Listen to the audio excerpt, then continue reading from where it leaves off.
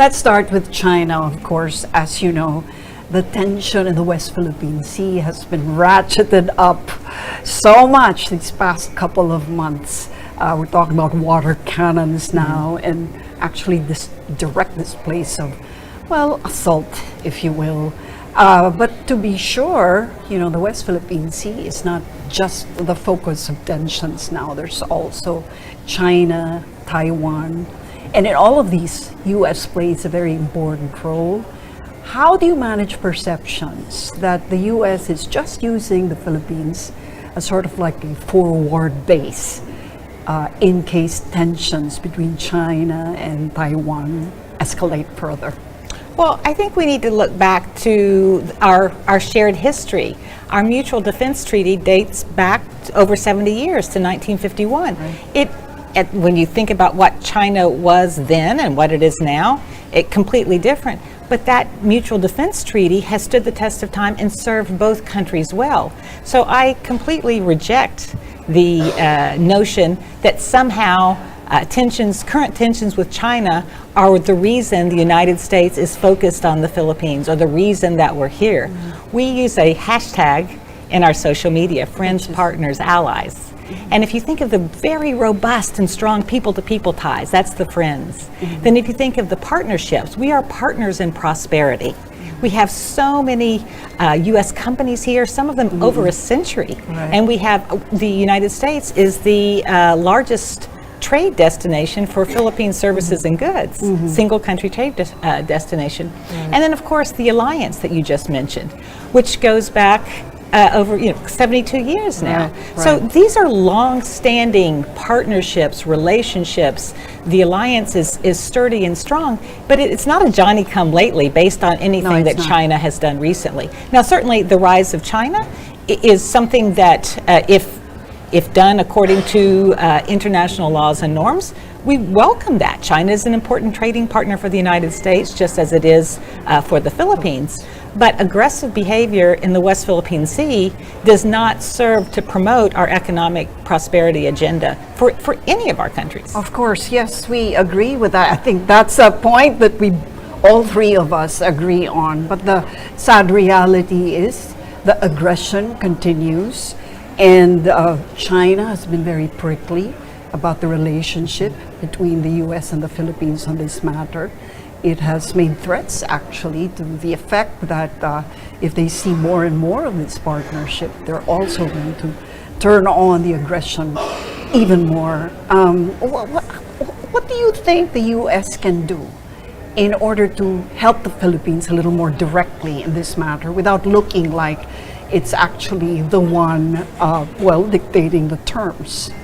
Well, I think for the U.S. and the Philippines, we need to look at what we've done well, what has worked for us, and focus on our own bilateral relationship, and also forming partnerships and alliances and relationships with other like-minded countries. So you mentioned Chinese aggression, the water cannon incident, the collision. There was a cutting of the cord on the space debris just over a year ago, not picking up the phone when there was tension after the water cannon incident. So we can't control Chinese behavior, but what we can do is work together as like-minded countries. And we've seen many countries come out in support of the Philippines, and the United States is happy to help encourage that on messaging. And I think when we act together, so when we see the European Union, we see the UK, we see Japan, we see Korea, Australia, New Zealand, others coming out to say this type of behavior by the Chinese it's not lawful. It's illegal. We look at the West Philippine Sea and the 200-mile exclusive economic zone that all countries enjoy, including the Philippines. And the Philippines has a need and a right to those economic resources in their exclusive economic zone. So I think what we can do is continue to work together, but I don't think we should sort of gratify or somehow give oxygen to that Chinese behavior. I think we just need to pull together and do what's right for our own countries and for our own citizenry. How is the U.S. government now feeling the restoration of, if you will, warmth that the Philippine government is now giving it, especially in view of the fact that the previous administration was very, very resistant to U.S.? Well, there are ups and downs with any given administration in ties between governments. But again, if you look at U.S.-Philippine relations holistically, they have always been on very strong footing. Mm-hmm. Our cultural ties, our shared language, English is widely spoken. Mm-hmm. We're not just friends, partners, and allies, we're family. I don't know how many times I meet people and they'll say, oh, my cousins at university, or my father is, my son is in the U.S. And you know what? There are 350,000 American citizens living here, more than in Japan and Korea combined, maybe up to 400,000. Americans are not required to register with us, but those ties that go back and forth are foundational to everything that we do. So I'm just really encouraged about how far we've come. And I don't think we need to look at any given 2-year period or 3-year period. Certainly the pandemic was challenging for all countries, and there was a damper put on all types of relationships. But I'm really optimistic about U.S.-Philippine ties based on our shared values, our shared history, and also a common approach for how we can do better by our citizens as partners in prosperity for the future. So it's not affected as much by the change in administrations? Well, there's a little bit of what we call tone at the top.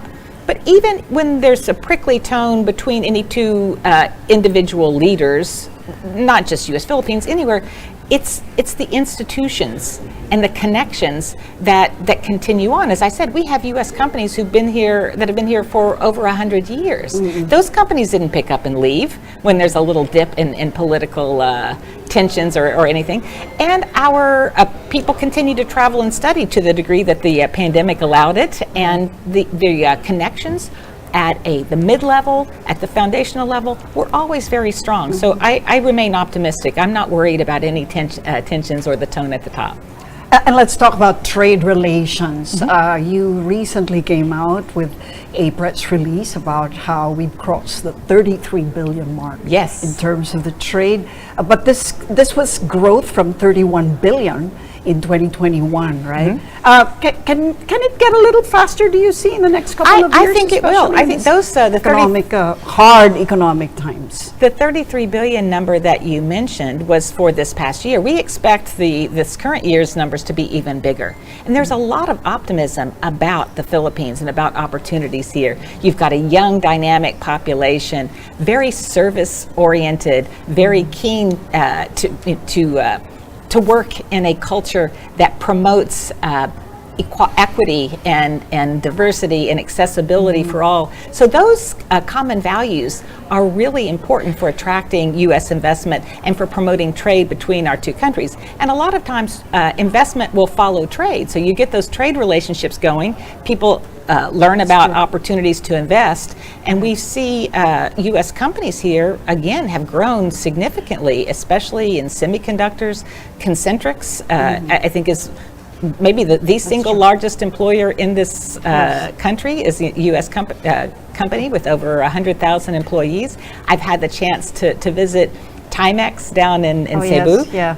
Over 80% of all Timex watches are produced right here in the Philippines and have been sold in the U.S. and sold not just in the globally, US, all over the world. Right. So those connections are really important, and I'm very optimistic. And we have the first of its kind presidential trade and investment mission coming to the Philippines in the first quarter of this new year. It was announced by Presidents Marcos and Biden during their official working visit in May in Washington. That's another opportunity to bring top flight CEOs from major U.S. companies headed by our Department of Commerce here to encourage even more trade and investment between our two countries. No, but really, how do American investors look at the Philippines in terms of its potential for growth? Well, American investors look at the Philippines the way they look, I think, at all, any country. They want transparency and predictability.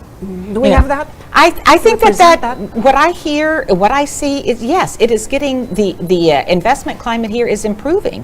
When I've said several times, when I have been able to have the honor of sharing the stage with President Marcos on speaking to business groups or trade groups or entrepreneurs, budding entrepreneurs, women entrepreneurs, I've often teased that if we accidentally dropped our speeches and had to pick them up, and they got mixed up. Our talking points are the same. What we have, what we look at in the United States in terms of our potential, and what the Philippines is looking at, it's very much the same. What our goals are the same. Looking at, measures to enhance food security, energy security, the prosperity agenda, employment, looking at climate change. So not only on trade and investment, but on the whole array of our shared goals and interests based on our common values, I'm very optimistic. Do you think we've come away from the big brother, little brother kind of relationship and are moving toward a, more let's just say brotherly, but there's no big brother or small brother here? Absolutely. The United States sees the Philippines for what it is, an equal sovereign country. And we need each other. So when we talk about the long shared history that we have, this is a history that's benefited both of our peoples. It's not one that somehow the United States feels like we have, that we're the big brothers, as you say. Do you have siblings? Yes, I do. I'm the oldest of 4. What about you? I have 2 siblings in the U.S. actually, and I'm the youngest. So there's always in siblings there is always a little bit of a pecking order. Right, or something. there is. But if your siblings are like mine, you rely on each other. It doesn't really matter where you are. Exactly. I think thinking of it as siblings or as equals. In a family, I think is a good analogy, but not in terms of big and little. I agree. Well, let's keep it that way. Now, talking about brothers, we have 400,000 brothers and sisters, Filipinos, in the U.S. at last count. And there's going to be elections in the U.S. also. Do you see a change in the migration policy? That's outside of the realm of my job here as ambassador to the Philippines. But the United States, we were talking a little bit before we started this interview, is a country that's built on immigration. Immigrants have contributed tremendously to the United States. We would not be the country we are today without the contributions of immigrants throughout our history. So the United States will continue to be a country of immigrants, and certainly the 400,000 plus Filipinos, Filipino Americans are contributing every day. And when I was in Hawaii, I was surprised to learn that 26% of the population there traces its roots to the Philippines. So it's 26%. I think the first Filipinos went to Hawaii first. Exactly. And many parts of California, they're a very significant voting bloc, and they make significant contributions. I know we've talked about the role that Philippine nurses played in the pandemic. Yes. The Philippine sailors throughout the world kept our supply chains.